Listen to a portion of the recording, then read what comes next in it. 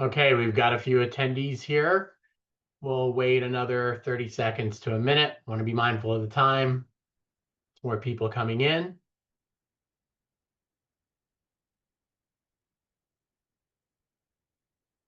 Those who are in, thank you all for joining us. Got more people coming in.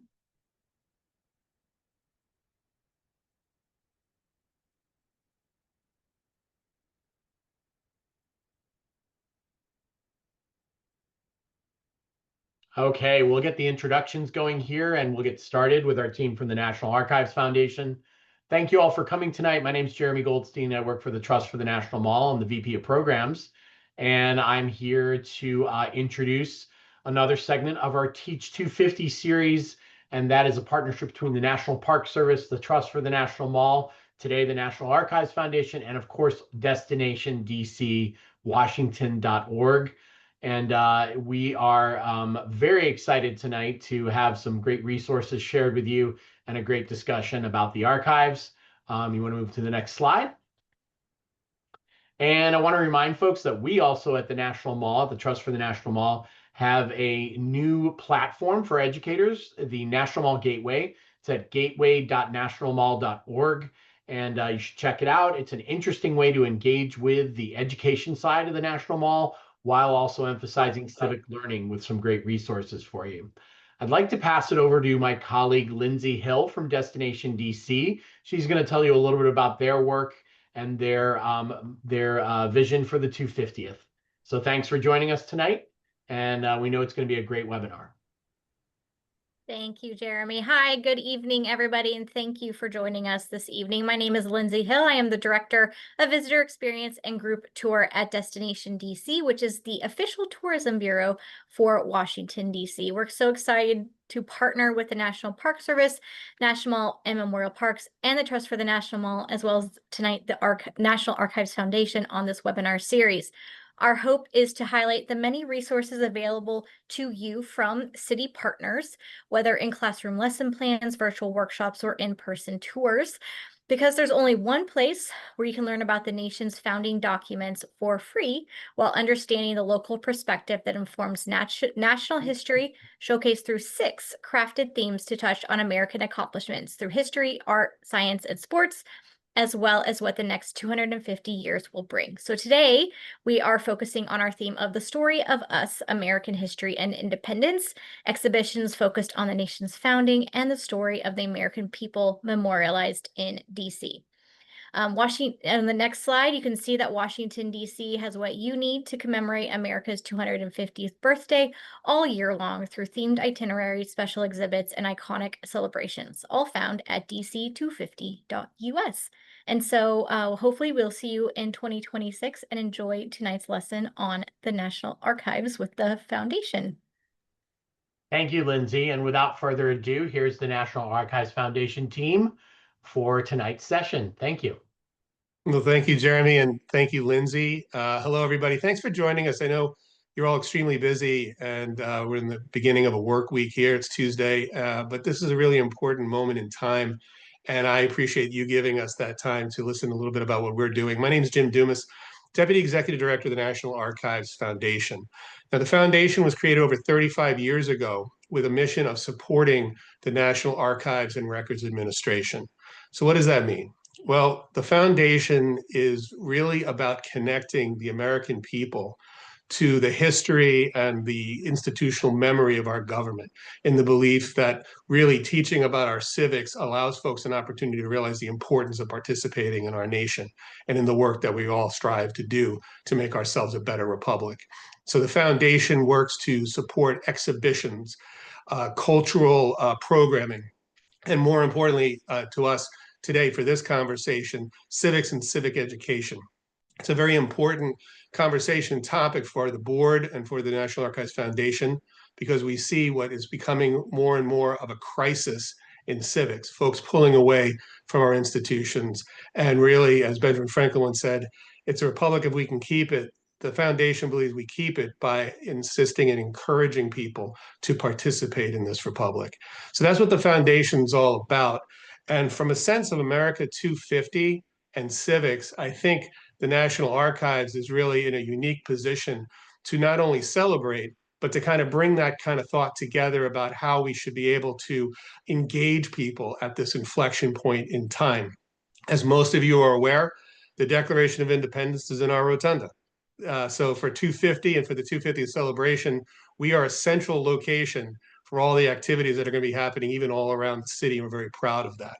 We have a lot of things planned for the 250th, and I will say that the Archives Foundation was very focused not only on exhibitions that could occur here in DC, but finding unique ways of connecting the nation via online portals and other programming that folks, maybe even if you live in other parts of the country, you could still participate in. I like to say whether you live in Washington, D.C. or in Washington State, the 250th is for all of us. And we believe that we've set up some really nice mix of programming over the course of this next year that will really engage and celebrate and commemorate that moment. This November 20th, we're very excited. We are opening a new state-of-the-art exhibition at the National Archives called The American Story.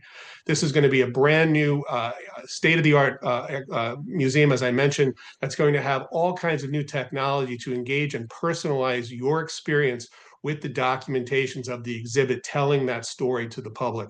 2 million additional documents are online to engage you in your own personalized experience. For the 2026 celebration of July 4th and the 250th of our country, we're planning a traveling event and exhibition, which will travel the country with unique documents to various locations that are going to be announced quite shortly. So we're going to try to bring some of the DC archives to folks around the country. June 4th, if you're in the DC area, we're going to have the 250th Festival. It's going to kick off a 30-day event leading up to July 4th, where we're shutting down Constitution the entire length in front of the National Archives with a massive tent that's going to have all kinds of activities from evening performances to daytime activities. Yes, even including an animal-friendly event called the Puppy Hour, which we're very excited about as well. More importantly for this group is a new program that we just launched this past June called America's 100 Documents. And the goal here was to engage folks around the country on an online portal that would allow an opportunity for our country to be able to look at significant documents from the holdings of the archives and vote on them. A group of historical advisors were put together along with our honorary co-chairs, Condoleezza Rice and Ken Burns, to take several hundred documents that have been chosen from the curatorial team of the National Archives and dwindle it down to what they suggest is the top 100. As part of a gamification in that 100 documents, the nation will now vote on what they believe to be the most significant and most important documents, or certainly documents that have an inflection in our nation's past that have plotted a trajectory to the current day. And it's a way of getting folks to engage on the idea that our history has led us to this moment in time. We're very excited about that. There's two very specific audience we thought we'd want to reach to this. One in particular, of course, is the general public, seeing how they could engage with the documents themselves. But for this audience, I wanted to flag something that my colleague Chris Czar is going to talk a little bit more, was that audience of the educator, of those in the classroom that are teaching on a regular basis things like the U.S. Constitution. Now, the National Archives Foundation and our board has always said and has supported programming that supports the educator, because we firmly believe that you guys are the front lines when it comes to educating folks and youth in our nation, and that holds true. And we believe that America's 100 Documents is going to allow us an opportunity to do that.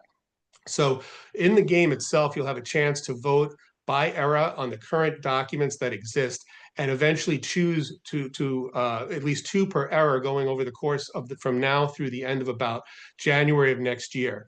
In February, we're going to launch a March Madness of the top 16 documents right in time for just before March Madness basketball. And the nation will then begin to vote once again on those top 16 and have an actual number of 1, a champion document that we've all voted on. I will say this for full disclosure to make sure everyone's aware: the Declaration of Independence, the Constitution, and the Bill of Rights are not included in the documents. We didn't think that would be fair. And of course, we'd be deeply concerned if any one of them lost. So they are not a part of the 100 documents that are being voted on. I will say that when Christopher Czar, who you're about to meet in a second, and I showed this America's 100 Documents to our Summer Institute, because we have a Summer Institute every year, those educators were excited and thrilled about this. The activities tied to it, everyone in the room not only enjoyed the voting as an individual, but saw a lot of utility in utilizing America's 100 Documents in the classroom. Now, Chris Czar, my colleague from the National Archives Foundation, is going to talk a little bit about America's 100 Documents and walk us through some of the uniqueness to it and the activities. He has decades-long experience. He's a former classroom educator, and certainly an important component to making sure that we can continue to bring this type of programming and civic education to educators around the country. So with that, Chris, I'm going to stop talking and pivot to you. Okay, great. Thank you. Thanks so much, Jim. So I dropped the link in the chat before. I'll do it again. It's 100docs.vote. And I'm going to show a few different features of it. Right here on the main page, you'll see that there's a for teacher and classrooms link. It'll go into our DocsTeach.org resource, which we're going to also talk about tonight in just a little bit as well. But you can see all 100 documents that have been selected.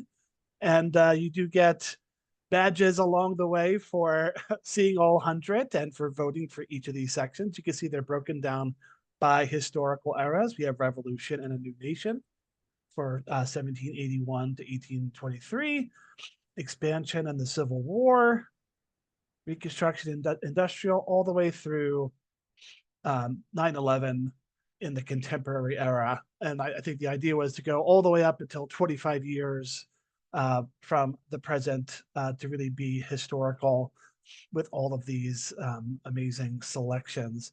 And if you pick and click on any of these documents, it'll bring up a little information about it. Here's for the cotton gin patent. After this invention, cotton became a profitable crop for the first time, creating a much greater demand for enslaved labor.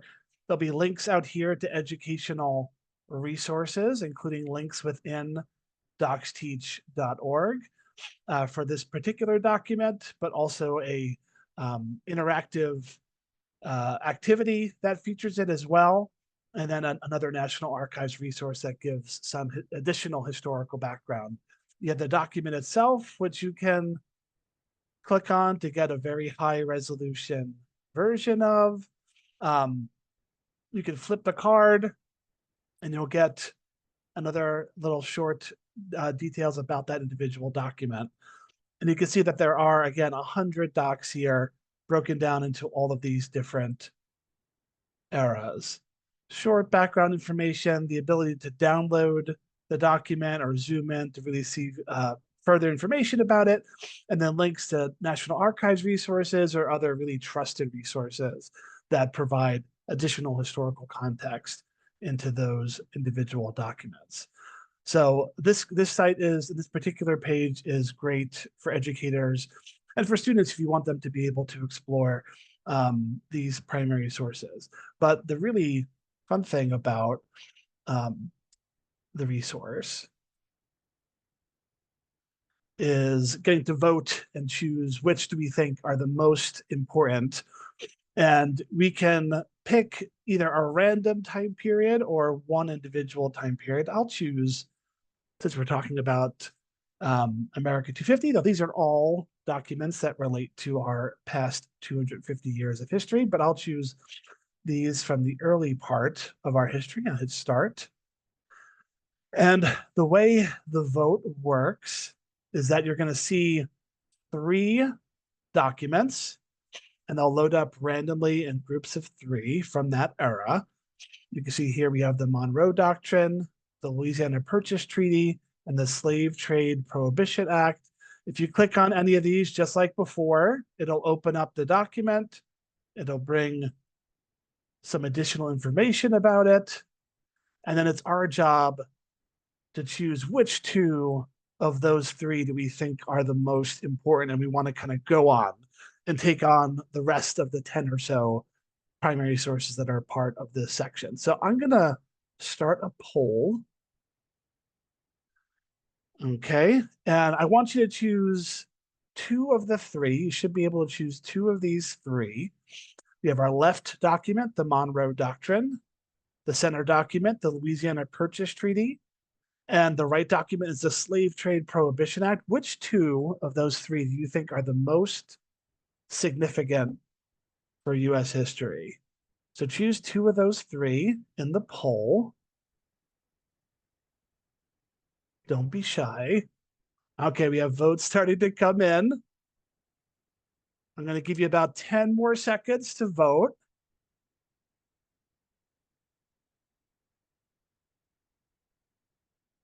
Let's see. 3 more seconds. Okay, so I'm going to end the poll, and the winners, overwhelming winners, in this case was the Louisiana Purchase Treaty and the Slave Trade Prohibition Act. So those are the 2 that are going to go on to the next round. I'm going to relaunch this poll because now we have Washington's first inaugural address. So do we want to change, or we still want to go with the Slave Trade Prohibition Act, Louisiana Purchase Treaty, or do we want to go for the Washington's first inaugural address? Votes are starting to come in. This one seems a little bit closer. Oh, sorry, George. It looks like it's going to be the Louisiana Purchase Treaty and the Slave Trade Prohibition Act are going forward. It's hard. Obviously, these are the most significant documents. So finishing third amongst this group is not bad. Okay, let's try. We'll do one more. Oh, Alien Sedition Acts. Okay, do we think this is going to crack the top 2? Left, center, or right? Oh, center is in an early lead. Oh, you guys seem to have your favorites. Give you about 5 more seconds to vote. Wow, we started with a lucky pair. It's still those 2, the Slave Trade Prohibition Act and Louisiana Purchase Treaty. So let's just pretend that they win the whole thing. They beat the Cotton Gin Patent, Marbury versus Madison, the Northwest Ordinance, the Virginia Plan. They're doing a clean sweep from the beginning. And eventually, well done. You've selected your documents for the 1780 to 1823 time period. And you can share this, tell your friends about it. These are the top 2. And this is what's going to eventually, once votes are tabulated from people all around the country, this is what's going to, if they vote similar to how we did, these will be the 2 that would end up in that bracket in the Sweet 16 of the most important documents in US history. And then you would just kind of move on to the next era and kind of continue voting that way. Keep going. We won't have to. Oh, yeah. So if you want to sign up and keep your progress saved, you can register your email address and do that as well. And, the game itself is obviously, these are all important documents. Students would learn along the way about these primary sources, but there's a lot of different ideas that you can incorporate this into your classroom, have students become champions for an individual document. And when they're up against the other 2, a student can, make the case for that primary source that they researched and let the rest of the class know why they think that should be in the top 2 for that era. That's just one idea. Obviously, countless other ones you could probably think of as well. And then, just like we did before, we can move on, do it for the next time period. Here, the Compromise of 1850, the 13th Amendment, the Morrill Act. We won't do it. We could spend the whole hour voting, but we will move on. And the idea is all this voting will be happening over the next few months. And then, Jim, I might not 100% know the time frame, but when is the next step in the process? Yeah, so from now through January or so, the general voting will continue, and we're monitoring it. And so there are reasons why folks may want to put their email address in. You could then leave and come back, and it's monitoring your process. I also wanted to mention, especially I think for younger folks, maybe those in a classroom setting, for one of the teachers or educators currently here today, or for me who just enjoys these kinds of things. Every time you finish an era, you win a badge. And so you might have noticed that it said huzzah, and you can actually track your progress as you can see there. So we finished that Revolution and 17 and the New Nation. You can go down to Expansion, Civil War, and collect them all. Then when we pivot to end of January, early February, what's going to happen is folks then will have an opportunity to register and see what the top 16 documents are going to be. And we're currently designing this now where it will literally look like a Sweet 16 bracket.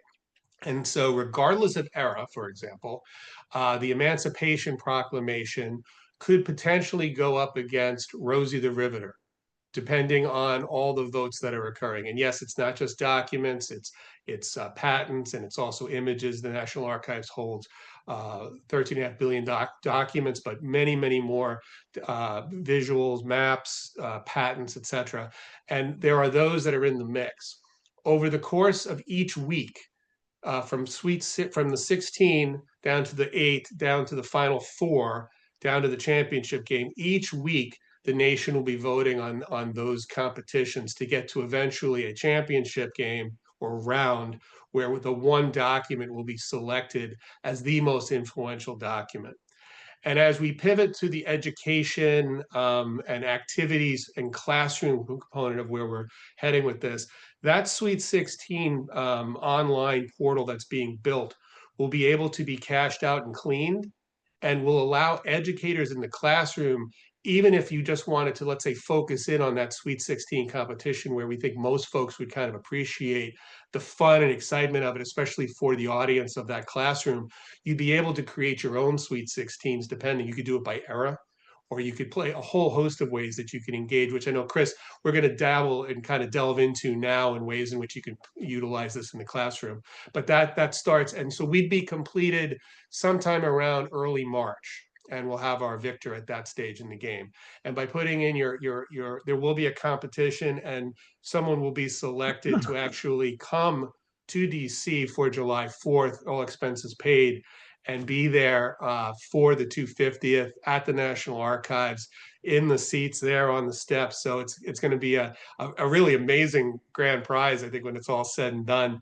And we're very excited about that. So Chris, let me turn it back to you in the classroom activities. Yeah, sure. So I showed this before as well with the for teachers section. You can see all the documents again. You can download them. You can get all that historical information. It also links out to the National Archives resource, DocsTeach.org, which is a resource that the National Archives Foundation has created and supported for the last 15 years. It's a place where you can find primary source documents from the National Archives. Not just these 100, but among the 100, and not unfortunately, or probably fortunately, not the 13 billion primary sources, but it's about 13,000 primary source documents. Not just written documents, but maps, drawings, charts, patents, photographs, all these different types of materials that are in the National Archives collection. It's a place where you can find educational activities that have been made by educators all across the country. And it's also a place where you can create and modify activities yourself. So we've made a special America 250 page, and it links out to all of these America's 100 docs. I, on this page, did include the Declaration and the Constitution and the Bill of Rights. So there's really like 103, I guess, on here. But you can see all of the other primary sources that are part of America's 100 docs as well. And if you click on any of these, it'll bring up a primary source page for it. And I'll show you how to search and find these things, beyond just the link that I shared in a second. But you can look very close at these maps, zoom in to get detail. We tried to make sure that there are very high resolution versions of these documents available. You could download it. You could share the link via Google Classroom as well, make it full size. There's some short historical information about that individual document. including for these, telling you it's part of this America's 100 Docs initiative. There's a citation for it too. And then below, it'll show you documents that are related to that primary source. So things that in this case also deal with slavery and another slave map for the state of Virginia, the cotton gin patent, one of the other 100 docs, the Emancipation Proclamation. And then there are also links out to activities that feature that primary source document. And you can see one here that's recommended that was published by the National Archives Foundation. And then a teacher liked that activity, but she was teaching in the state of Alabama, and she made her own version of that activity, focusing on a different part of this historic map. So straight from America's 100 Docs, you can get into DocsTeach, which we're going to talk about for the last 10 or 15 minutes that we have. And the main link for this page, for this resource, is DocsTeach.org. I just dropped that in the chat. And again, this is a National Archives Foundation resource where you can find 13,000 primary source documents from the National Archives. And we've tagged them and described them in ways that we know that teachers and students are more used to finding them than looking for them in the National Archives catalog, which can be at times overwhelming, which with now having literally hundreds and hundreds of millions of documents. But it's also a place where you can find activities, some that we've recommended that have been created by educators associated with the National Archives Foundation, others that have been created by teachers all across the country as well. And then you can even create your own activities using over a dozen interactive templates from scratch on DocsTeach.org. So I'm going to show a couple different parts of it. Obviously, in 10 or 15 minutes, not enough to really get a full 100% sense of the resource. But it is a good place to start to get a good idea of how DocsTeach works. So we're going to start on the primary source side of the website. And we can click just search for all primary sources and type in a key term. Or if you want to pick an era and kind of begin searching within that time period, you can do that as well. I'll just pick Revolution and a New Nation. And documents will start populating that are from that time period. Even before we type in any terms, if you wanted to just see an historic map, for example, you can filter those results and you'll only see things that are maps. If you wanted to look at a artwork from that time period, again, you can look at that as well, or a written document, and you can see all those. Obviously, if you're searching, you can search for an individual document. And searching for a Declaration of Independence, obviously it should show up early on in the results, even if we weren't doing these filters, but even more so now. You can see the Declaration of Independence here, the engrossed copy that is on display at the National Archives, but then also other documents that relate to it, like the Dunlap Broadside, the first printed copy of the Declaration, the appointment of the Committee of Five to write it, the Lee Resolution, all these different things. If I click on one of them, I'll click on the Declaration of Independence itself. Again, we can zoom in and get as close to the document as you could if you were in person. We can look on the front and the back of the Declaration, because there are scans of that. We can zoom in here to look at the signature section of the Declaration of Independence. Hard to make out a lot of them, but we can see John Hancock here in the center. And always interesting to point out that there is a handprint on the Declaration of Independence. You can see it here when we zoom in to the bottom left. Below that, there'll again be some historical context, obviously for this one, quite a bit, and a transcript of the full document as well. And then below the transcript, that citation, some additional related documents, some featured activities that that particular primary source is involved in as well. Now, if you want to kind of keep track of this document, though it's hard to forget or lose the declaration, obviously you can very easily print it out or download it. If you want to share just this document and you are using Google Classroom, you can click on this little icon and share it with your students that way. If you are logged in and have an account, which is, again, this is a free resource that the National Archives Foundation and its sponsors have generously created. If you create an account, you can add documents to a folder. And I'm going to add it to a folder that I have here called Primary Sources. Click Add. And now I won't even have to search and find this individual document. Again, it's just going to live on my account by clicking on my name, my documents. And here is my primary sources folder.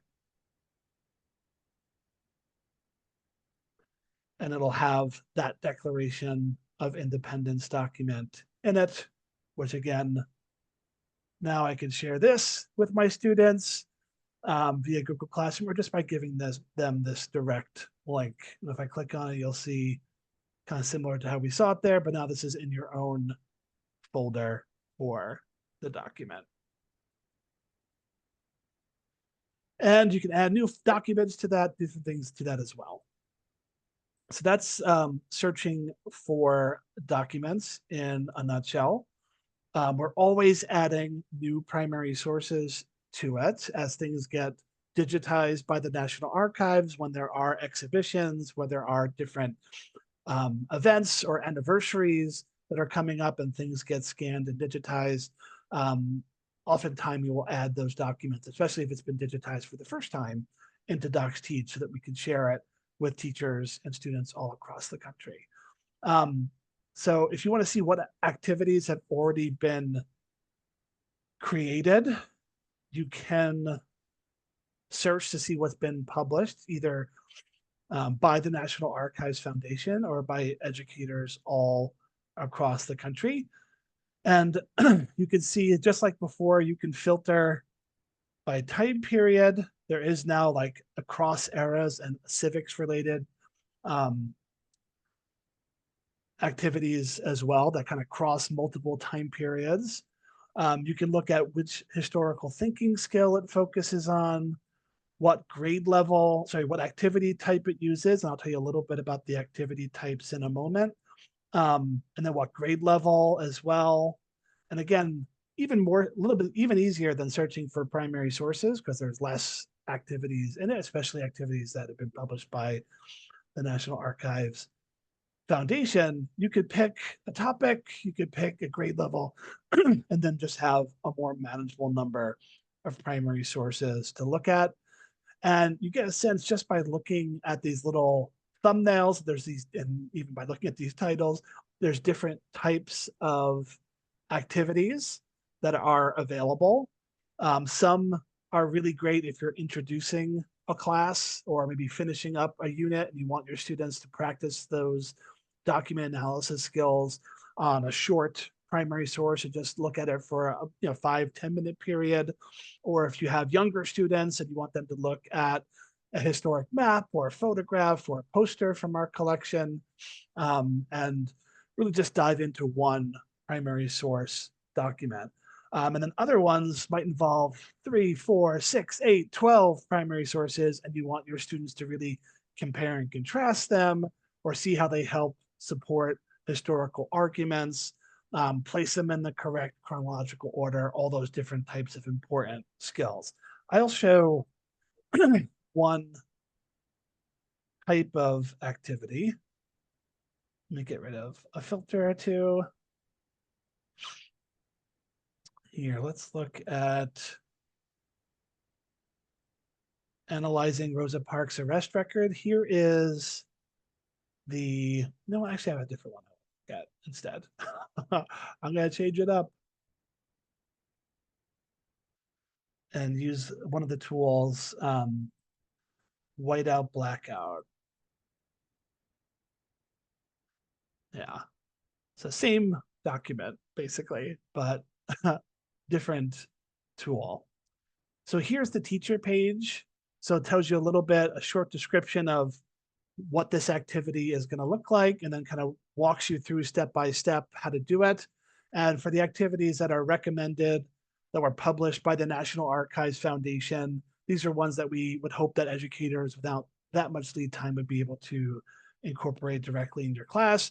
And you can see at the bottom here, I'll show you which documents from the National Archives are included within that individual activity as well. But if I click on Start Activity, I would see it from the perspective of how my students would see it. And I could just share this direct URL with them. I could share it to them via Google Classroom if I wanted, or with some of these ones that only involve one or two primary sources, you might, present it to the whole class and ask your students to really dive into that analysis as one large group instead of working on it individually or in small groups. So this uses the tool whiteout blackout, where you can start kind of obscuring and hiding certain information from primary sources. So here we have a document and we can zoom into it.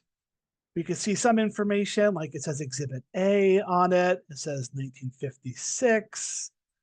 We see like a schematic of some sort, but some important information here has been blocked. So students would look at it and try to figure out, like, what does this look like?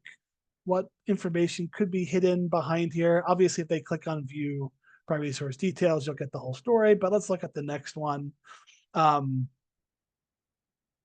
And here we have a police department, City of Montgomery, 1955, in front of the Empire Theater. And again, the only information here that's obscured is Rosa Parks' name on the front and the back of the report.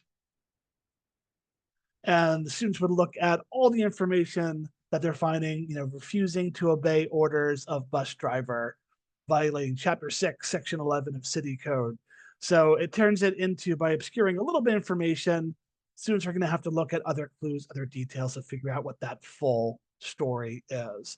And just kind of turns it into a little bit of a mystery or a quest to uncover. So that's one of the activity types, but there are a whole grouping of about a dozen primary source activity types.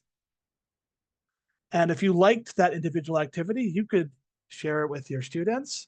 But what is really cool about DocsTeach is that for every activity that's published, you can actually go in, make a copy of it, change a question, change a detail, change anything you want about it, and then make it your own for you and your students. Maybe that was you thought too difficult for your students. You have younger elementary students, so you want to have different details obscured or show them more information. All those things can happen. But you can see here we have analyzing documents as a tool, discussion topic. These first few, compare and contrast, zoom, crop, whiteout, blackout, and spotlight, all focus on one or a couple primary source documents and ask your students to really dive in deep to get a sense of what they're all about. And then the remaining ones, finding a sequence, has up to 10 or 12 primary sources. The students are asked to look for details within them to put them in the correct chronological order. Making connections, seeing how other types of relationships might exist, not just sequential, but maybe cause and effect relationships between different events and different documents. Mapping history, seeing a map of the US or the world and seeing how events occurred around it. Seeing the big picture is a matching activity, and there's some really great ones. And the cool thing about it, there's some that would be appropriate with this tool for elementary school down to the lower grades, and other ones that are super difficult even for AP students to really figure out. It really is how you use these individual templates.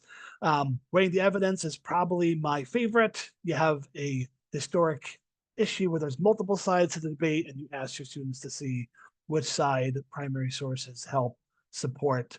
And interpreting data, you have a graph, a chart, some sort of piece of quantitative data, and you want your students to really dive in deep to understand all that's about. So all these templates exist. There's dozens of activities available for each of these templates that you could just use, but also they're out there for you to modify, make them your own, or it's just a template and you can include any document in it. So that's DocsTeach in a nutshell. I should say this resource has been around for about 15 years, but it recently relaunched about a month and a half ago on a brand new platform. So it looks a little bit different, and some of the steps about creating an activity, if you've used it in the past, might be a little bit different, but at its core, it's the same website and the functions are the same to try to bring these historical topics to light and to life using primary source documents from the National Archives. And that's probably about the most I can tell you about it in 15 or 20 minutes. Sometimes we'll give sessions for an hour, 90 minutes, 2 hours, all about DocsTeach and the National Archives.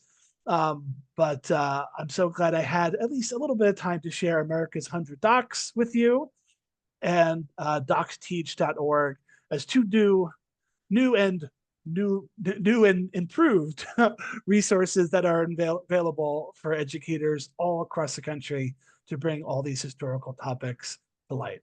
So Chris, I think you're being a little modest. The foundation's incredibly proud of DocsTeach, and with Chris's leadership, it's become a much stronger website. It's more intuitive. It has a lot more opportunities for an educator to utilize the DocsTeach portal. And as part of the 250th launch, we've spent a great deal of time and energy to do that, and tying it to America's 100 Documents, so that while all this voting is going on and the excitement about that, it is par and parcel going to be on the same platform for educators to have. And it reinforces the key, I think, that the foundation tries to bring, is that we're trying to bring resources to the educator. DocsTeach is a wonderful platform as it helps you teach with primary sources, but Chris has been available to assist educators not only in DocsTeach, but this has become a primary focus at our Summer Institute. And for the Summer Institute, we bring folks to the National Archives for about a week, 5 or 6 days, to talk not only about education and civics and primary sources, but with DocsTeach, how to teach with primary sources in the classroom is a major focus. And so that will occur again. We're about to announce dates relatively shortly. This July and August, we will once again, post July 4th, be having another 2 tranches of educators for the Summer Institute, and DocsTeach will be prominently displayed. So many of you may have already learned about DocsTeach, but if there was ways you wanted to know more about that, or if you knew of other educators that maybe would want to come to DC, we'll be making that available, and certainly we'll be reaching out to you and give you some more information about the upcoming Summer Institutes. Sorry, Chris, I wanted to throw that in there. Yeah, no, that's great. Jimmy, you don't want to do that at the same time as July 4th, or like right before? We were playing with the 3rd just to see if we could squeeze it all in, but no, I think we're going to do it post July 4th this year. Yeah. I do see a question in the chat, and that's good because we are getting to a few minutes of Q&A. What's my favorite document or lesser known gem on the DocsTeach site from Bobby K? That's really hard. I mean, the coolest thing that I get to do, and I've been going to do it for quite some time, is as things get digitized by the National Archives, and those stories, can start to be told, to really include them in DocsTeach. And it's not really that research process that I find super engaging. We had people over the summer at the Civics Institute ask about what was our favorite document in the National Archives together. And for me, it's a document that, I was doing research in our New York City office, opening up a box, going through folders, and just found something about the Lusitania, a connection between the Lusitania and Titanic that I hadn't really heard about, and I didn't see much about it in research. And it was just that amazing experience that you get when you get to work with primary sources to bring all of these historical topics to life. And it's about trying to chase and find that new historical document that you really want to be able to share with others personally. that I find to be the best part of my job. But if anybody else has any other questions, we do have a few moments about America's 100 Docs, about DocsTeach, etc. I see a question here in the chat from Hillary. If you click into a document, can you see all the pre-built activities and tools it might have? So if you choose any primary source, I'll go to the declaration because it's first here, and I know that it has that. So if you're on the document detail page for it, it will show you related documents and then also activities that feature it. There's probably more than 4 that feature the Declaration of Independence, but this will show you the top 4 that are included in that. And if I click on any of them, like this one, which is the Finding a Sequence tool, which asks students to put a series of documents kind of in the lead up to the Declaration of Independence in the correct chronological order. So you can go from that one individual primary source into an interactive activity that uses it. But you could also just, if you were searching for activities rather, you could search for Declaration of Independence there. And we should find some other, oh, shouldn't see that. I'll hit refresh. You'll see other things where it's being brought up or connected in some way. Again, you could filter by time period to make it a little bit closer. And then you can see Declaration of Independence, values and principles, comparing American and French revolutionary documents to sign or not to sign, excerpts from the Declaration, analyzing the adoption of the Lee Resolution. So all these things that are connected to it. So you can get to some of them through the document itself, but you can all obviously search for activities too, and you'll find a whole slew more. We do have a couple more minutes for questions if anybody has questions. And after today, if people have questions, Jim, this is your contact information. Yes, by all means, feel free to email me directly. Also, if you had other questions or wanted more information about any of the America 250th programming that's going to be occurring at the National Archives, by all means, don't hesitate. I'd love to hear from you. I'll type my email address in the chat as well. So there's a question here. Yeah, let Jim answer this question. Yeah, so for a number of years, we had offered that direct to the classroom and to support of the educators. Right now, the National Archives Foundation is working to bring that program back online. Our goal would be to offer this again at some point, because we do see a lot of utility to it. At this moment in time, unfortunately, we're not offering it, but we hope we'll be able to offer it very, very soon.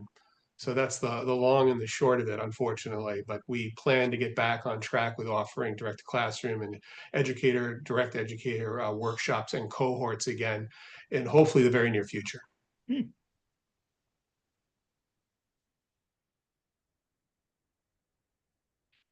We'll give another minute or so, see if people have any additional questions.